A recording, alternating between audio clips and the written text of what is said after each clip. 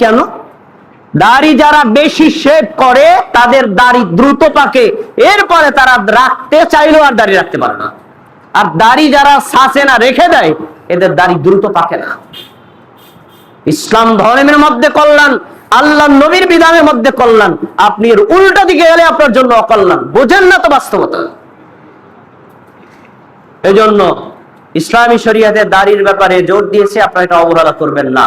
এবং দাড়ি কতটুকু রাখবেন এটা প্রশ্ন, তাই না? শুনুন, রাসূল সাল্লাল্লাহু আলাইহি ওয়াসাল্লাম দাড়ি ছেড়েছেন তার কোনো প্রমাণ নাই। তিনি সব সময় দাড়ি ছেড়ে দিয়েছেন, যেভাবে চুল হবে। সাহাবীদেরকে এটাই বলেছেন, এ আফাউল লিহা, দাড়ি ছেড়ে দাও, কাটাও যাবে না, ছাটাও যাবে না।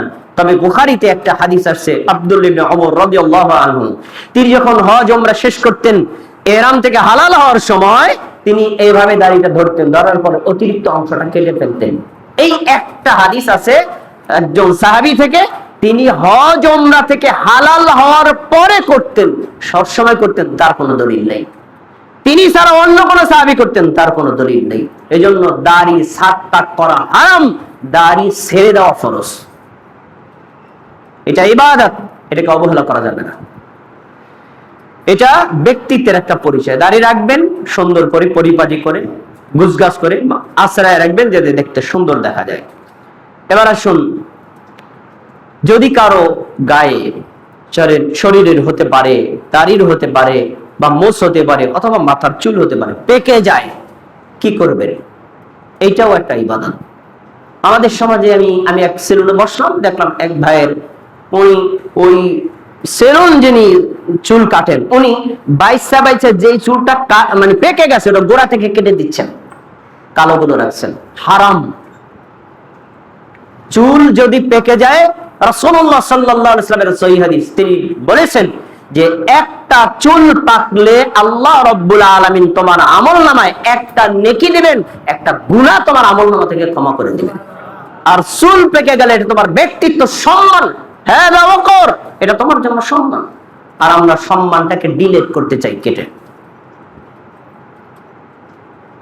তা এখন মনে করেন আপনি দাড়ি যদি, মাথার চুল যদি পেকে যায়, রাসূল সাল্লাল্লাহু আলাইহি ওয়াসাল্লাম খিজাব ব্যবহার করতে বলেছেন। খিজাব, খিজাবটা কি? আমাদের বাঙালিরা খিজাব বানাইছে কালো রং।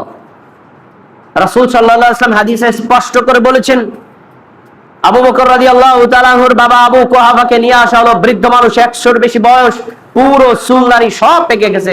আল্লাহ রাসূল বললেন, গায়রু, এর এই সাদাটাকে পরিবর্তন করে দাও, ইল্লা সাওয়াদ, তবে কালো রং ব্যবহার করবা না। কেন ব্যবহার করবা না?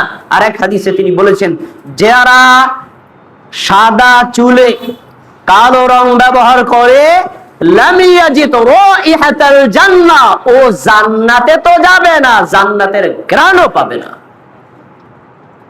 কারণ এটা প্রতারণা, মানুষকে ধোঁকা দেওয়া। আপনার চুল পেকে গেছে, আপনি একটা বার্ধক্য দিকে এসেছেন, আপনি সম্মানিত হওয়ার যোগ্য, আপনি নিজেকে ইয়ং বানাচ্ছেন, মানুষকে ধোঁকা দিচ্ছেন, হারাম এটা।